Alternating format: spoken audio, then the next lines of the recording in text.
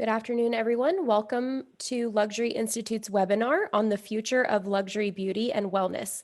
Today's webinar is being recorded, of course, and will be shared after the session. The recording will also be available on Luxury Institute's website and our YouTube channel. Please feel free to ask any questions you might have through the Q&A box. We will be addressing as many questions as possible during the last 10 minutes of the session. If you would like to connect privately to ask any questions or share feedback directly with our panelists, you can contact me directly. Now I'd like to hand it over to Luxury Institute CEO, Milton Pedraza, to welcome our panelists. Milton? Thank you, Katie, and thank you for coordinating this entire event. We really appreciate it.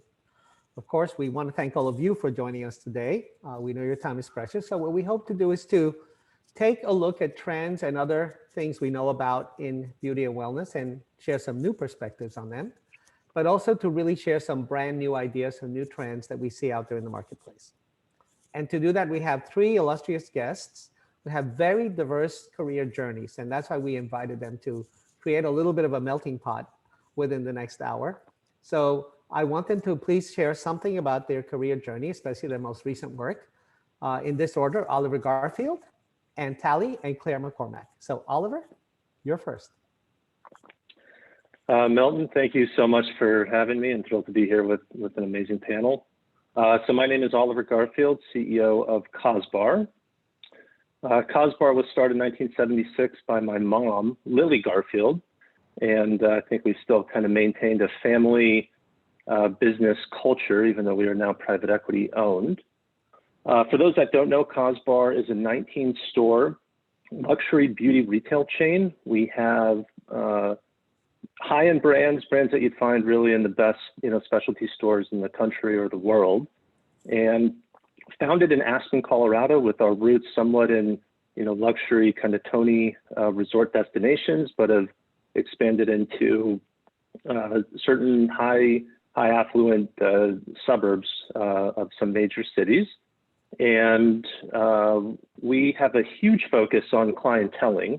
And I think that's a wonderful thing that served us in 2020 and getting through COVID. Being able to transact and maintain these relationships through COVID in various digital ways has been remarkable, and was thrilled to kind of go on the offensive recently. And we actually opened up our 19th store in Marin. We're also an omni-channel retailer, so good, robust digital capabilities, as well as we think true omni with the way that digital supports the stores and stores support digital, and hopefully we'll be growing with more locations. So that's Cosbar. Thank you. Thank you, Oliver. Claire. Hi, my name is Claire McCormack. I'm a senior editor at Beauty Independent. We're a digital publication covering the beauty and wellness space of entrepreneur-led brands, personal care brands as well. I really have a front row seat to all of the direct-to-consumer startups that we're seeing in, again, beauty, wellness, personal care, and because innovation almost always starts with these independent brands, I'm able to see trends just as they're bubbling to the surface. So it's very exciting to watch things as they develop and see them happen, and then 2 years later, see them become adopted more generally. So I look forward to be able to discuss some of those things with you all today. And thank you so much for having me, Milton. Thank you, Claire. And Anne? Thank you, Milton. And it's great to be here with these great panelists. I grew up in the beauty industry in my career, really in brand marketing and general management. Started a long time ago at Revlon and then worked at L'Oreal, so kind of on the big brands. And then I moved into our luxury division when it was a very exciting time and the indie brand explosion was starting. And I also, so I got to work on strategy, but I also worked on customer experience where I met Oliver's mom on Cosbar. And from L'Oreal, I went back to Revlon, and then I wanted a kind of a more e-commerce and brand incubation focused experience. So I went to Walmart and worked on brand incubation there. And now I'm consulting, so working with brands really who are young brands, and then also PE firms. So getting to see a lot of exciting things happening in the industry. But thrilled to be here today, Dylan. Brilliant, thank you. So let's start with the questions. I think the first question is, we're going to go from macro, the broader perspective, to a more detail on individual things. So in one sentence, Claire and Oliver, how would you describe the performance of the beauty and wellness industry, the luxury beauty and wellness industry in 2020? Just so we can set a base. Claire? Solid, bumpy, but overall solid and heading way up. Okay, and? Well, I think that well-being was such a huge focus in 2020 that it's blurring now between beauty and wellness and health. And so, to Claire's point, it didn't stop at maybe just a different focus within beauty and wellness. But now it's going to really, continue on a boom. Interesting. And Oliver? Oh, You're God. on the ground. How you feel about 2020? Skincare held its own. Okay. Makeup got crushed. Fragrance blew everyone's expectations away, and home care and hair did very well. And I think people loved beauty, and it was a good opportunity at home to feel good about yourself and also have some accessible luxuries for everyone, that's in the market. So that was crazy 2020. Sometimes we feel like it's a blur. So now let's start looking at what are some new relevant trends that you're observing in each category. And we're going to talk about makeup, skincare, health and wellness. Just give us the broad trends that you see, Claire and Oliver. So Claire, let's start with you. What are some of those trends that you see? I'll talk about wellness because it's exciting to me. I personally love to cover sexual wellness. We won't, that could be a whole other webinar, but related. We'll cover that towards the end, the new ideas, but I really want to hear what you have to say. That's one of the reasons I invited you. It's relevant. I love that. So connected to sexual wellness is this huge boom in menopause care. And we see that not only in brands launching, brands like Womaness, Kindra, State of, Better Not Younger, which is even hair care designed for menopausal women. So we see all these brands launching, as well as major institutional money going into that field. So when I look at trends, that's a trend that's super exciting and is only going to continue to grow as people really realize and come to terms with the fact that this is a hugely underserved market, menopausal, perimenopausal women, and it's a market with a ton of spending power. Yes, I remember reading an article with a young doctor and an older woman, and the older woman said, "This doctor has no idea what my life is all about." And that was a very sad commentary. So we're going to touch on that a little bit more. And what are the trends that you're seeing? Give us a big one. A big one? Well, I'm very much into nutrition because I think, people know more and more that nutrition and what you put into your body impacts what you look like on the outside. And there's definitely growth in things like supplements, and we're seeing it. And there's a lot more offerings in that, and offerings in skincare of a combination, from brands that you can get anywhere, or in the luxury brands, of topicals and inner beauty combined. So that's a big thing. But then I just think attention to what you put in from a nutrition standpoint in outside of supplements, but food is really on top of people's minds and growing. And this idea that the microbiome, not only your skin microbiome, but your gut microbiome, has such an impact on your overall health and appearance. There's a connection there. Thank you. Oliver?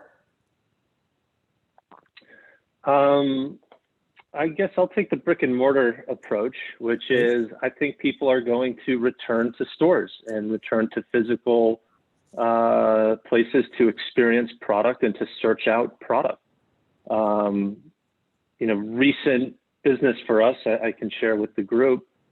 In March, our brick and mortar stores were up 3% to 2019. And then in April, we're up 18% to 2019. Traffic is still down, but those comps are being driven by a higher AOV, but people are back and shopping in store. Is this sustainable? Is this, revenge buying and pent up demand?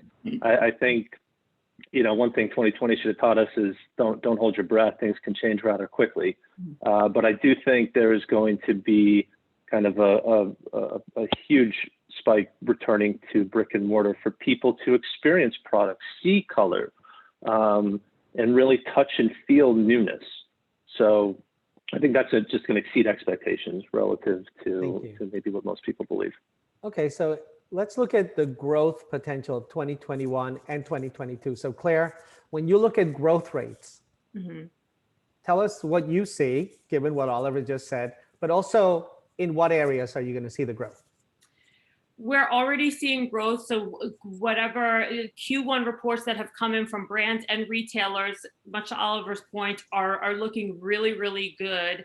And we're also seeing there was talking about pent up. There's also like pent up capital. I talk a lot. We cover so much the deals, the VC deals, the PE deals, and a lot of that. It didn't quite slow down the first few months of COVID. The things slowed down, but it ramped back up, and expect that to get even more. So they have this capital, they want to deploy it, and it's going to go into, to Anne's point, I think wellness, I think brands that span more than one category. So brands that do have a wellness component and a beauty component. Anything that's more personal care. Bath and Body was so huge it was one of like the really big bright spots in beauty throughout the pandemic. I think that's maybe will cool down a bit, but will not. I think people have dipped their toe, no pun intended, in the category, and have found things that they really love. And I think that's going to continue. Interesting. And Anne, what's your perspective on growth for the, let's say, coming 2020s? I think it's going to be, tremendous growth. I mean, Claire and Oliver talked about some of the drivers. I mean, we didn't say specifically makeup, but I definitely think, people are going to be going out. So that makeup, the red lip, those people are going to want to start putting hair styling, things that we haven't necessarily been doing so much in the last year. And then being transfer proof. I'm starting to see on Instagram against the mask, how do you testing your makeup and demonstrating that it doesn't, land on your mask. So I think that's going to be exciting in makeup, and of course, continuing the clean trend in product is going to really drive that. Hair, I think there's a really interesting trend around hair thickening and hair growth, which I think is helping to drive that. But there's things like services. That's a whole nother trend, is people coming back to salon services and facial services. So from a channel standpoint, I think that channel is really gonna grow as well, not only driven by facial services, but hair and body, things that are people starting to adopt in those areas. So I have friends who work at Heyday in New York, and they can't keep, they're so oversubscribed on appointments. It's amazing. Okay, so Oliver, so what does that say? How do you see growth? I mean, you're the guy who, you're on the ground and you live by all your predictions. So tell us more. Well, we are recently seeing a pretty strong uptick in the lip category within makeup. And I do agree with almost everything Anne said. I think makeup is going to charge back significantly. And I think clean makeup, there's a ton of demand for great product in the clean, non-toxic, pick your adventure on how you want to define that right now, space, relative to performance, right? If we're looking for long wear lipstick or just other things that people are getting in our industry, are they getting it in a clean beauty brand? And I think there's hope. I hope to see some breakthrough in 21. And I think that who breaks through is going to be a hugely successful brand.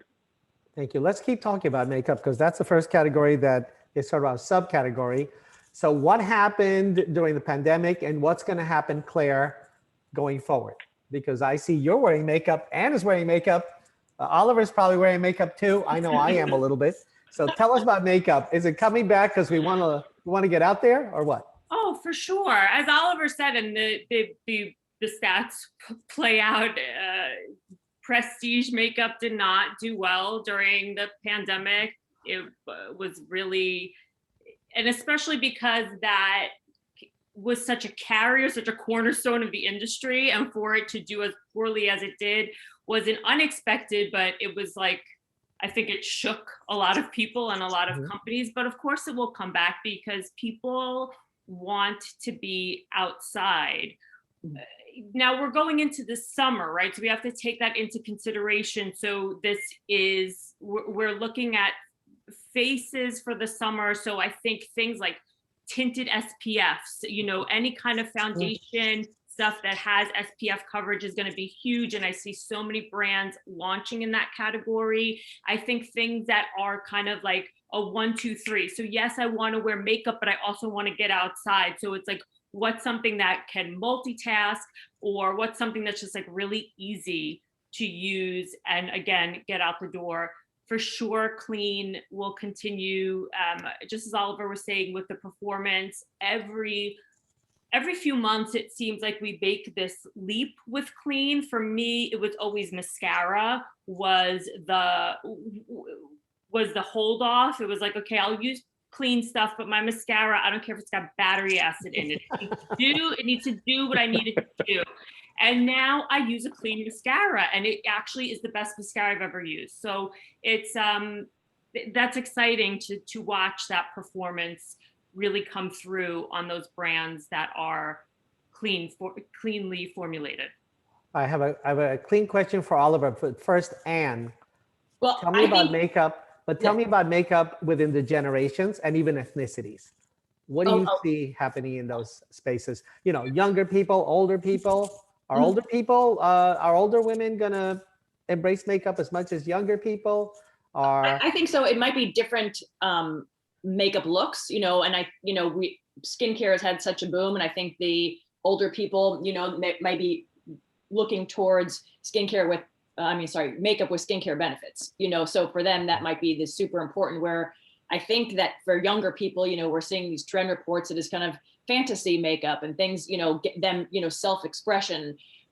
So I think there could be, and, there's a lot of, kind of with Gen Z, it's more of gender neutral and less rules and a lot about self-expression. Anyone can wear makeup. So I think that makeup will grow with all the different segments. It just might be focused on different needs for the different generations. And I see makeup in Asia for men being very popular, Japan.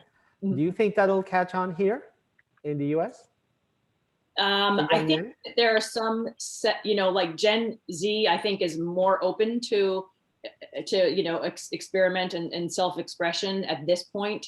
So maybe that's where you would see it now. I know there's been some trends in nail polish and things like that. So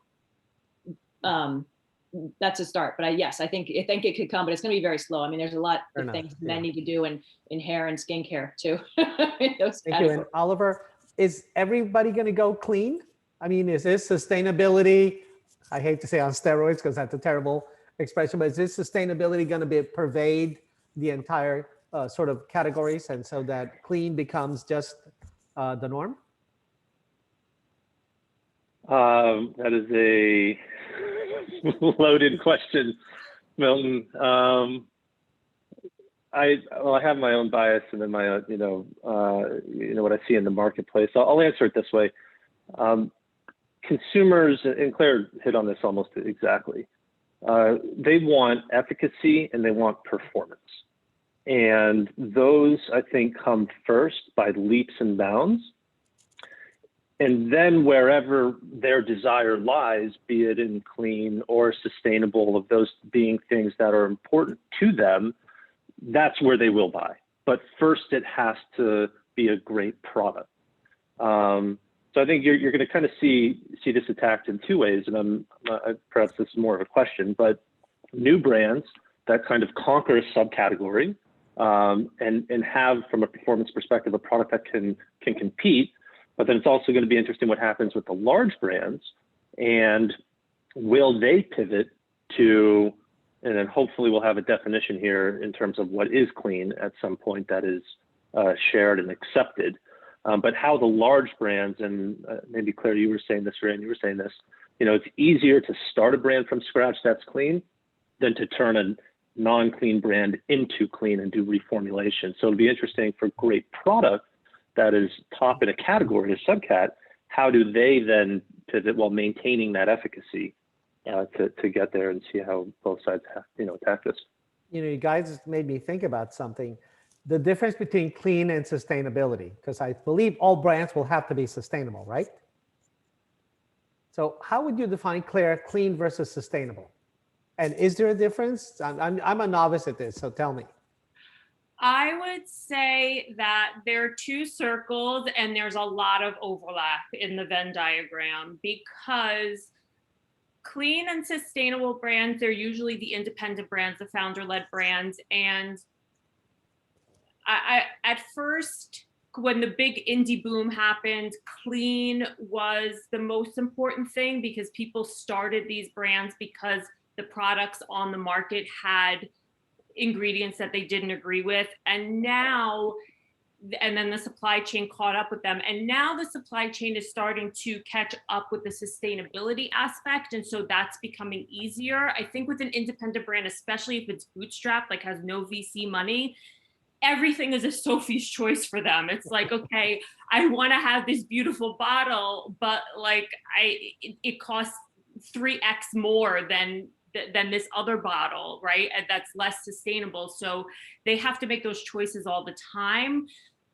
Both are becoming table stakes. Like I will say I get a lot of packages from brands, and it's rare, even for smaller brands now, maybe not rare, I would say 30% or less of them will send me with like regular packing material. So the majority of them now are sending me with that the water soluble cornstarch popcorn. So it looks like styrofoam, but it's completely sustainable. So that's the movement. If a brand does one, usually the other is also important to it. It's just how much can they afford to do, because all of it is at a premium. So, Anne, I want to follow up by asking you, you work for major brands. I mean, the biggest brands on the planet. Yeah. And how are they reacting to all of this innovation, founder-led, clean, all kinds of innovations? How are they responding? How does an aircraft carrier of a brand, pardon the military analogy, how do you respond to that? How does a brand defend itself, continue to grow, remain relevant? Well, I think that the big corporations, in my experience, have been committed to making improvements in sustainability over a long time. And, their retailers sometimes put pressure on them to do that too. So it's a partnership, but they're doing things that we don't see. They have been working on their transportation of raw materials or something that is not evident, and they didn't do a good job of talking about it. Now it's all in the, everyone's talking about it.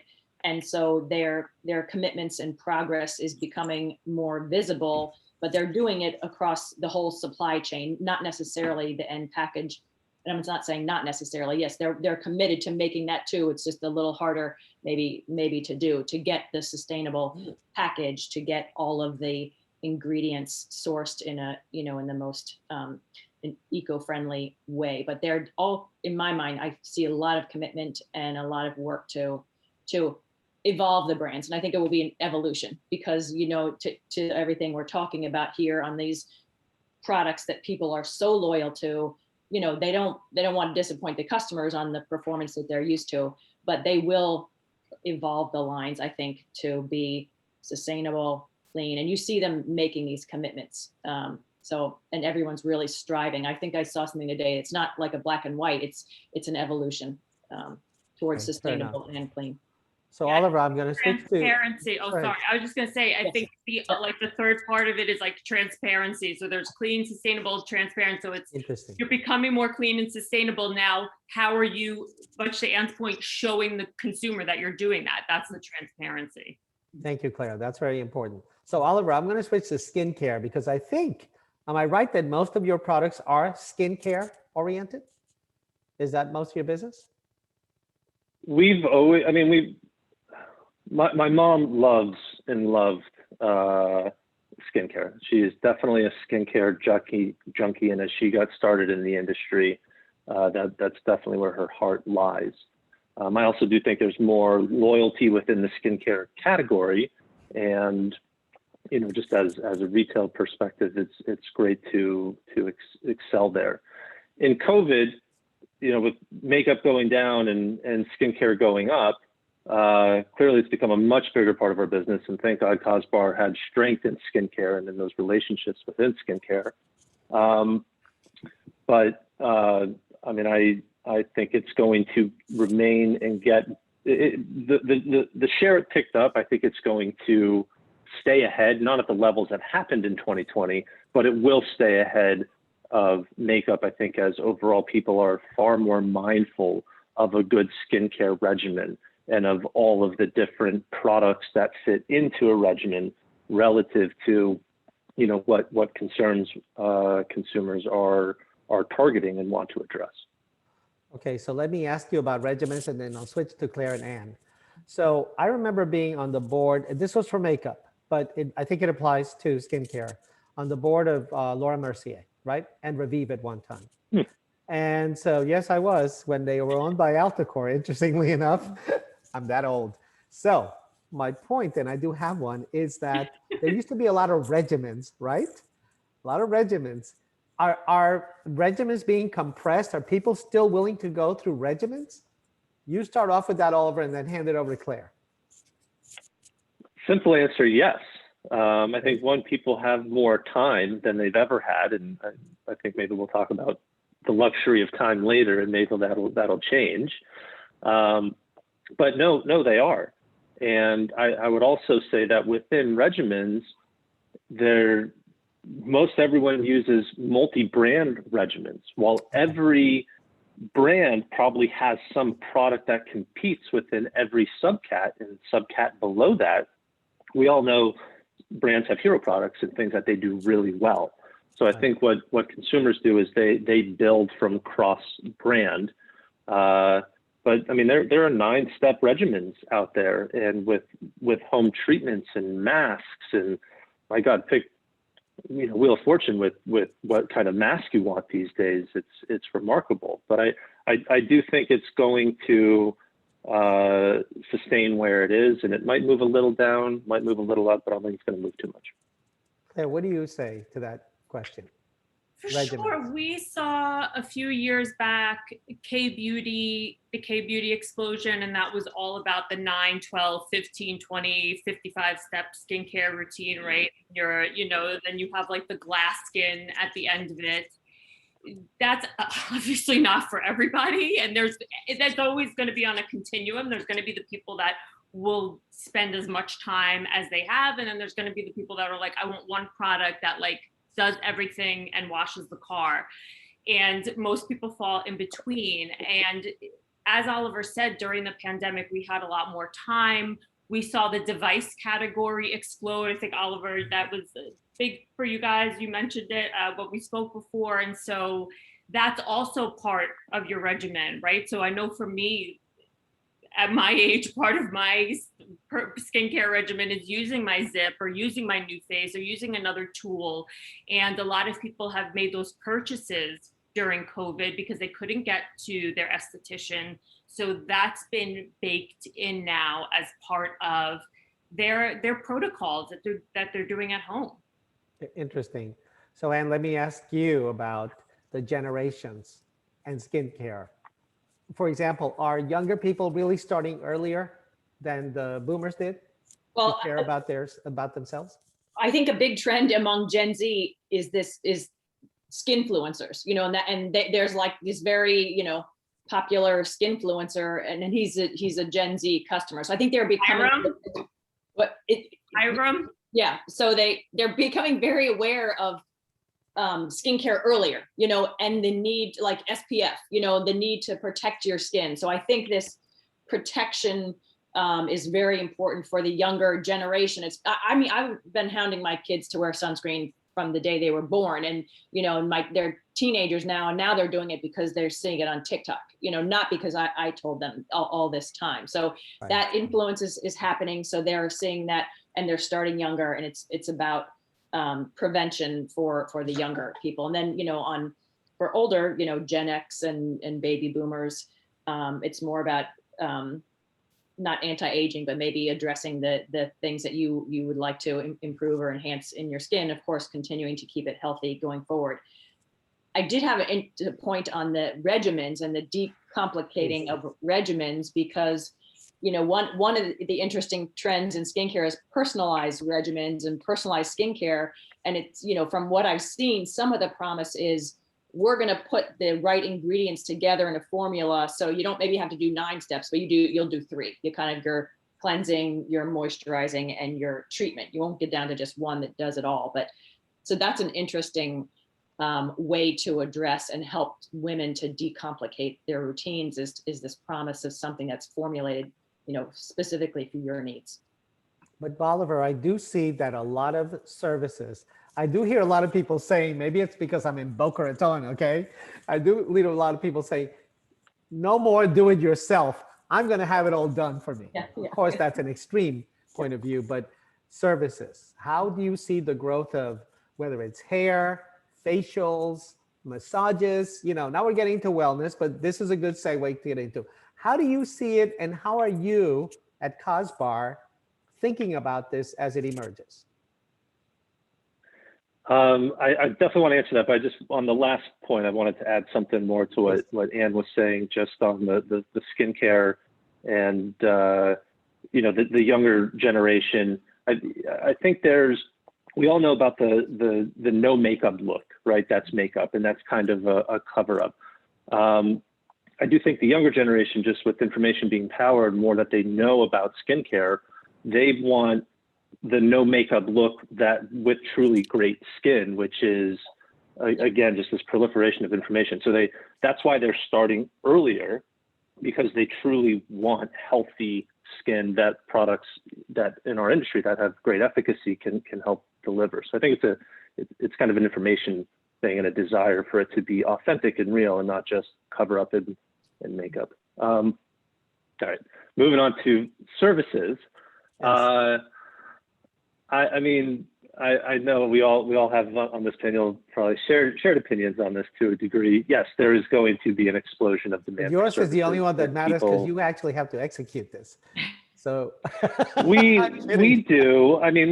So Cosbar, we're primarily a retail business, and we have spa rooms in a number of our doors. I wouldn't say it's our core competency. I can't tell you on the makeup as a service demand side of what consumers are asking for right now. They want their makeup done, right? It's you do it, and I don't want to do it. I'm going out tonight. I'm, revenge glamour, whatever you want to call it. Like I'm vaccinated. they want, yeah. Oh, and that too. Oh my goodness. Like they want it done by someone else. And I think we're going to see the pendulum swing significantly down the other side. Claire, what do you think of that? For sure. I just think of myself. I want to go get my services done. I think that I've learned I can go longer than I thought I could and not look completely unkempt between services, especially my hair. But for sure, I want to be able to go back and get services, and that's happening. I mean, you said it with what's the place? The bar. Heyday. Sorry, I totally blanked on that. Heyday, their appointments are up. Smaller 1 to 5 door places that I know are doing really, really well in New York City right now. Is that sustainable, do you think, Claire? Oh yeah. Yeah. Okay. Those clients are there. They're subscribing, from what I can see, right? Yeah. They're taking subscriptions. So, Anne, question for you. Can a conglomerate, can a L'Oreal, can an Estee Lauder run companies like the European Wax Center or companies like a Dry Bar or the Heydays? Will there be a conglomerate that has those kinds of services as opposed to just products? I see just private equity investing in those for some reason. Yeah, I think there can definitely be a conglomerate. I don't know if it's going to be the ones that are the big guys today, if it's going to be the direction they go in, but I mean, there could be a lot of synergies for combining some of these different types of services, and you get synergies in the way you run the business. I'm just thinking like a massage NB in a heyday, or something like that. And some of the conglomerates are offering types of services in retail now, like Heels. Their brick and mortar stores, they're pride themselves on excellent service and creating personalized skincare and things like that. So I think maybe that's where they would start. Okay, thank you. And so let's talk about channels, okay? So Oliver, I'm starting with you on channels. What does the in-store experience need to deliver in order to really inspire consumers to choose that over e-commerce? And maybe it's an easy answer, but tell us what the evolution of that looks like. Well, going with the name of your company, we'll start with, luxury and what is luxury. Luxury is service, luxury is time, luxury is experience. And I do think what people are going to be looking for in store, there's so much noise out there. There's so much information. There's so many new brands. And as people are trying to say, what do I need? Most people just tell me what I need, right? I don't want to put in the work to, there are those mavens out there, right? To use some Malcolm Gladwell term, right? That we all know in our networks or in our friend networks that might tell us use this and we believe them. But for the most part, people also want that from the channel where they are shopping. So I do think good channels are going to curate that, whether it be social selling or buying through affiliates, or of course retailers that are multi-branded merchants at heart. We are a merchant-led organization. I would say most specialty retailers, when they're doing well, are merchant-led because they are filtering all that noise and all that choice for a consumer, because they don't want to spend the time to go do that themselves, right? We have to enter our credit card while we're buying, right? We're like, oh, I don't want to do that. I don't have time for that, right? It's not that we're lazy. It's just where we want to choose to invest our time, and good channels are going to be the ones, filtering and curating for consumers. Thank you. So Claire, what are some of those experiential brands that you see out there? Not only e-commerce, but experiential in on-premise. What does that look like? Anybody doing anything exciting out there that's out of the ordinary? Well, we'll see as things really start to open up. Before things closed down, there was Showfield in New York City, which was very experiential. At one point they had like a slide in their store, and they were where DTC brands could set up little shops. And there wasn't really inventory there. So it was just the Quip toothbrush had a little booth, almost a glorified booth, and you went in and you shop the brand and it was shipped to you. So that I'm going to be excited to see as things open back up and like what that really looks like and where they go from there. There's been this big boom of independent brands. These are emerging beauty and wellness brands opening up their own branded stores across the country, and all from Miami to California, here in New York. And what they're doing is, because they're independent brands and they don't have this huge selection, right? This is not like a L'Occitane that has just like hundreds of SKUs. They are bringing in complementary brands with them. And so it's all about the curation. So picking really beautiful brands that obviously don't compete with them, but offer this, a lot of times it'll be like a beauty brand bringing in lifestyle. And it's all about, they all have seating. So they all want people to come in, stay a while, hang out. Some of them are serving matcha. So it's like, it's very much, when you talk about an experience, everyone's talking about community. They want to create now community in the flesh. And so they're creating stores in order to do that. So Anne, let me ask you, because obviously you worked for companies that had a lot of beauty counters at Macy's, at Saks, you name it, right? Bergdorf's. But one of the things that you and I talked about over the years, because we know each other for many years, is the difference that a human being can make. So tell us a little bit about that, because often we forget, we talk about curation, but tell us a little bit about the emotional intelligence and how do you see that evolving?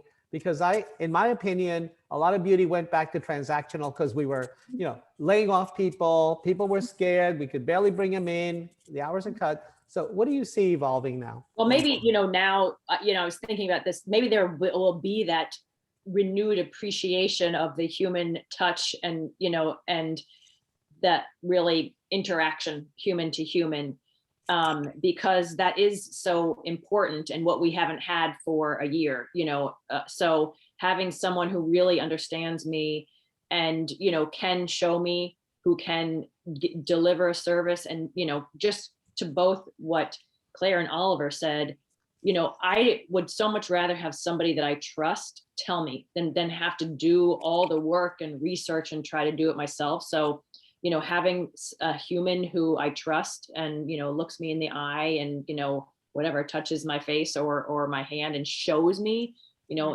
that can actually give me a sensory experience. I think it will be very welcome and effective. So thank you. So Oliver, I see a lot of technology being applied in beauty, right? In the store. How do you balance, or how do you optimize, perhaps better said, technology? What kind of technology are you putting into your boutiques? And how are you optimizing that with the curation of the human being? That is a great question. I think to answer that, you have to put there are beauty specialists in Cosbar. You have to put them first. And, we as perhaps executives might see solutions in technology, but I can tell you there's probably a graveyard of great solutions filled with things that people didn't want to use in adoption. So my view on technology is you kind of have to go with who's using it, how they're interacting with it. And you have people that are career professionals and they have challenges with technology adoptions. And then you have others that use it. But to me, it's kind of a personalization in terms of how they choose to interact with the client and what the client wants, right? It's easy to kind of sit top down and say, hey, everyone should do it this way, because trust me, I know this is the best way to do it. But it's another thing to get people to actually want to use it. Don't feel like I'm really answering your question, Milton. You are. Just saying how kind of complicated it is. You are, and you're reminding me that at a hotel, one of the top executives of the Four Seasons in our travel webinar said to us, yeah, you may have automated everything, but Mrs. Jones, who's been a client for 20 years, wants the front desk lady, Mary, who she knows for 20 years, to greet her instead of, the bot, the text and the whatever. So I do understand what you're saying. And I think there is an optimize, not a compromise. But Claire, what are your thoughts on that before we get into the all other categories that we want to explore that are way out there? On technology and beauty, yes, a lot of brands well, I'll talk about color brands because I think that's where the technology is moving, but where it also has its drawbacks. A lot of color cosmetics brands had a lot of success driving sales through Zoom makeup application. So I would be with a makeup artist from the brand and they would literally walk me through my application, and that really drove sales. Brands like Vapor Beauty, Care Weiss had huge success with that. When we talk about like VR, AR, try-on, the issue, and so many brands have told me this, and this is coming up from the customers, the thing about putting on a lipstick or an eyeshadow, like, yes, I can see what this lipstick color looks like on me, but like, how does it drag across my lip? How does that brow pencil, like, is it fine? Is it thicker? How does it go on? And you don't get any of that. It's just like tattooed on you when you do VR, AR. So I think that has a long way to go, because for me, it's not just about what it looks like, it's about the application. Yeah, the experience. Yeah. And it is a process and it is a ritual, right? Yeah. So thank you for that nice reality check. Okay, now I know we're at 12:44. Katie, how are we doing on time? Is this a good time to open up to questions, Yes. or can I have Claire talk about menopause? No, just kidding. But talk about I do see that as a trend that's very important, because I think in fashion and accessories and just about every other category, older women who have careers, wealth, very vibrant lives are being ignored. So Claire, just a comment on that before we open it up to questions. Well, the buying power is in the trillions of these women, and they, to your point before, in medical school, it's not talked about. They spend so little time on what menopause is, and doctors don't even know that perimenopause can start in the 40s and the early 40s. Full-on menopause can happen in the 40s, although it usually doesn't. And so customers have been left to figure these things out for themselves, and that's what created the white space, and that's where the brands have come in to fill in this white space, to answer consumers' questions, concerns, and it runs the gamut. That's the other part of perimenopause and why it's such a great market opportunity, because it goes for everywhere from like sexual wellness to like how your skin looks to your mood to like bloating. It literally every aspect of your being as a woman it impacts. And so if you're looking at it through the lens of capitalism, right? It's like, that's a product category, and that's a product category, and that's a product category. Right. And like, here are all these product categories we can create, again, for these people who have huge amounts of spending power, who are in the prime of their careers. Many of them, their kids are grown, so they have this time where they're turning back to like, oh, wow, I really haven't been taking the best care of myself because my kids were young. Right. Now they're older, and it's about that. So it's not only a medical thing, is what I really wanted to point out. Oh, no, there's so many product opportunities out there. Way beyond medical. Okay, and I want to leave it there because I do want to be respectful of the questions. So Katie, I'm handing it back over to you because there's lots of questions. Yes, we have a tremendous amount of questions. Thank you, everyone, for sharing all of your great questions. I'll start at the top. So one of the key questions is, what are you seeing? One, in cosmeceuticals, and two, luxury aging products, services, partnerships. Claire, I'm going to point this one to you. So cosmeceuticals, there is a term that was coined not too long ago called clinical. And so that is brands that are clean formulated, but also are very science driven.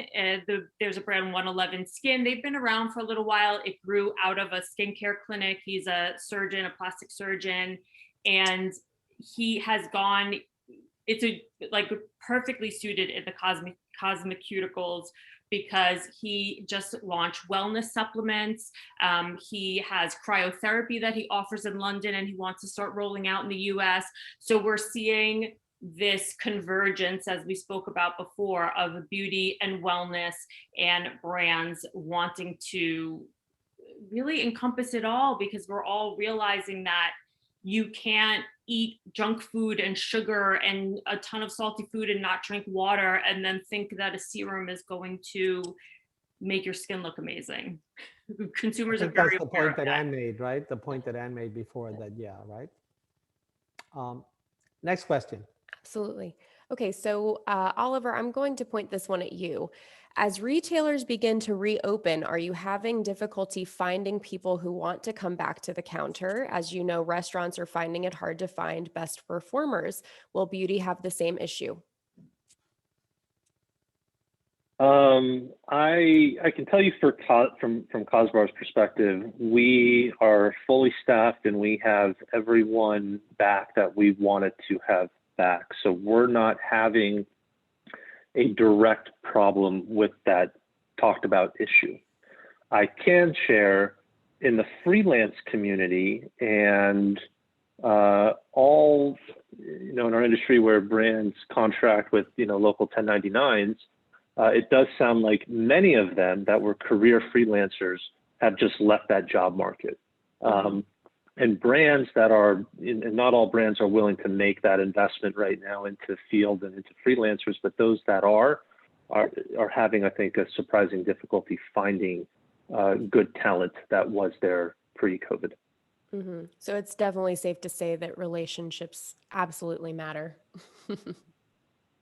On the personnel side, and yes, and who in these local markets to find people, 100%. But then I think also from say Cosbar's perspective and our retention, and we're not back to the staffing levels we were pre-COVID. I don't think any retailer is, or perhaps may go to. But for where we came back to, we thank goodness had wonderful relationships with all our people who love Cosbar, and we love them. So that's worked out. That's great. Thank you. And I'm going to direct this one to you. So how do primarily beauty brands embrace wellness, as wellness has not always been associated with makeup and skincare? So You want me to take that one? Or okay, sorry. No, yeah, good. Oliver, don't be a Both of hog. you. Give it to someone else, please. Yes.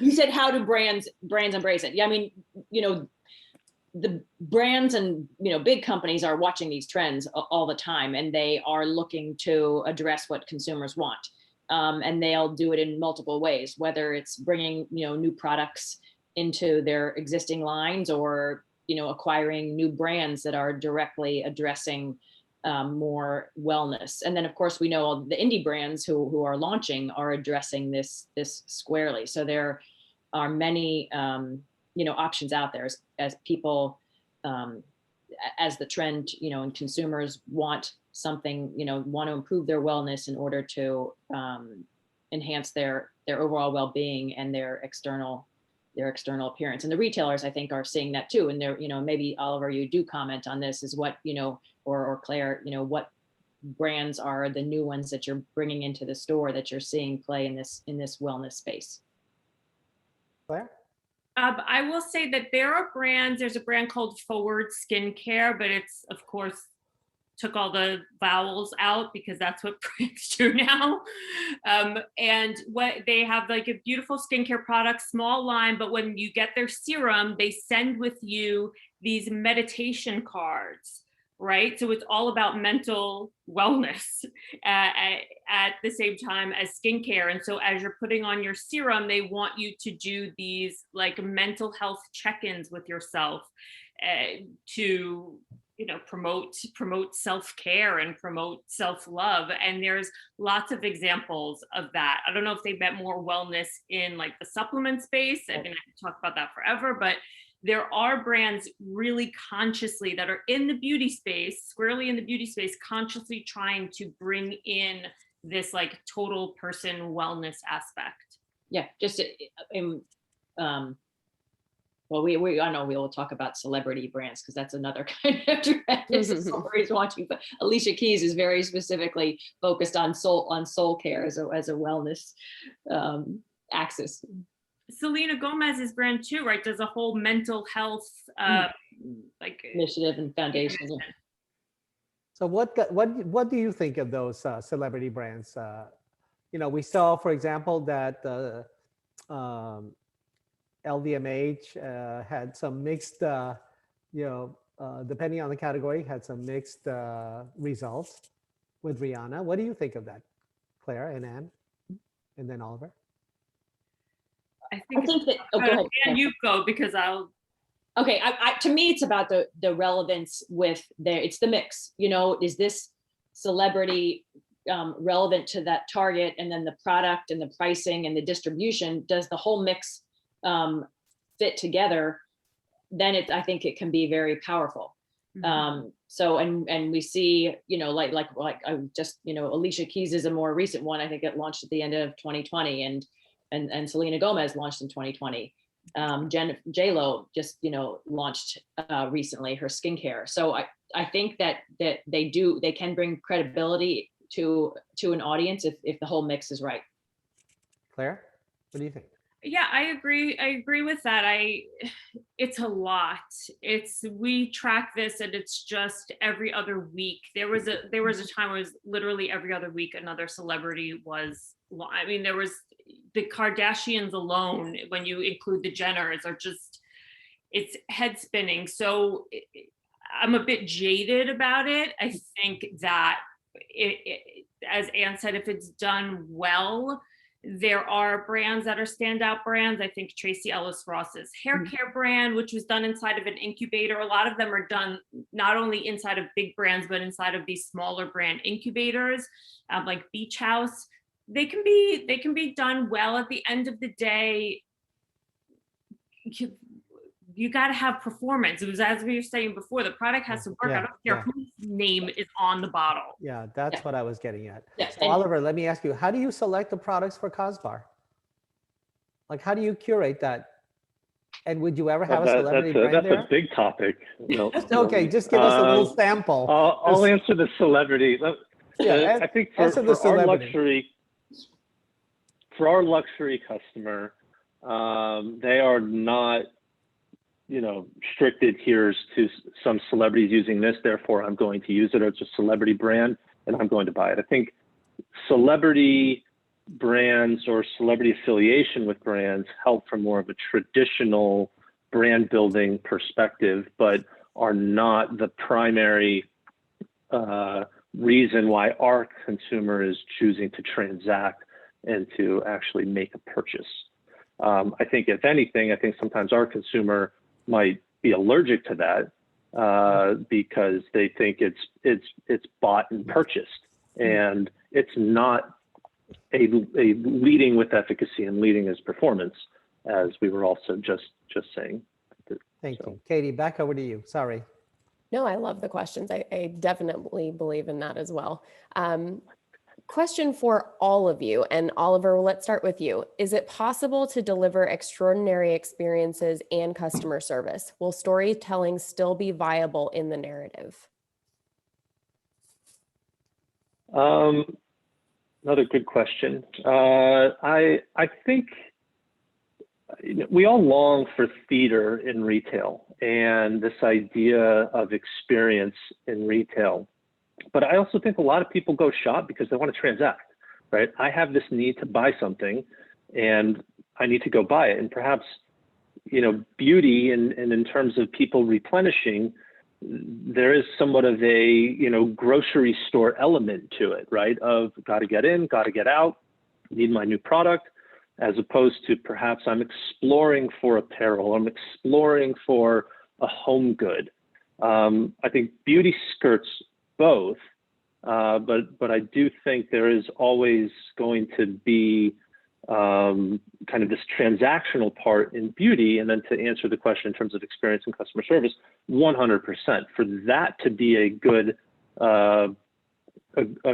transaction, there are table stakes in retail kind of experiences. The customer journey from the time they walk across the threshold to when they walk out, where they are acknowledged and they are, said hello to. They are not looked at as a transaction, right? They are looked at as a human being that just needs help. And those things are easier said than done. Retail is details, to use the cliche, and it's all about kind of execution with things we all know, but to do it 100 out of 100 times can be difficult for many, including ourselves. And Claire, any thoughts? Yeah, I totally agree with Oliver. To me, it's about what does the customer want and need in that moment, between customer service and discovery and exploration. I think, Oliver said it also. I think it's going to be what does that individual customer need at that time? And you got to balance them. Katie, do we even have time for any more questions or otherwise? We do. We have one more that just came in that I actually think is really interesting and we should absolutely address. So we've talked a lot about efficacy and performance, and I totally agree with all of you on that point because that's all I spend my money on. If we are in a digital world, how did the digital tools accommodate those demonstrations of efficacy and performance? Claire, you want to take that? You can't get better than a before and after. If we're talking about, when we say efficacy and performance, right, we're talking about, to me, in beauty, my mind first went to skincare, an at-home peel, an exfoliator, something that's supposed to improve my skin, blah, blah, blah, 86%. show me the money. Like, I want to see the pictures, and that's like so Mhm. old school and lo-fi, but is there anything more compelling when I go to a product page and they have literally dozens or hundreds of before and after pictures that are compelling? That says so much to me, so much more than like any kind of marketing copy that you're putting on the page. So social media technology has made it easier for that user generated content to be used by brands, and some brands that have really exploded over the past year are ones that have really done a really great job of taking that user generated content like before and afters, putting them up on social, having their shop linked on Instagram, and they're just making money hand over fist, getting institutional money coming in because of those sales. So that's before and afters, I'll say.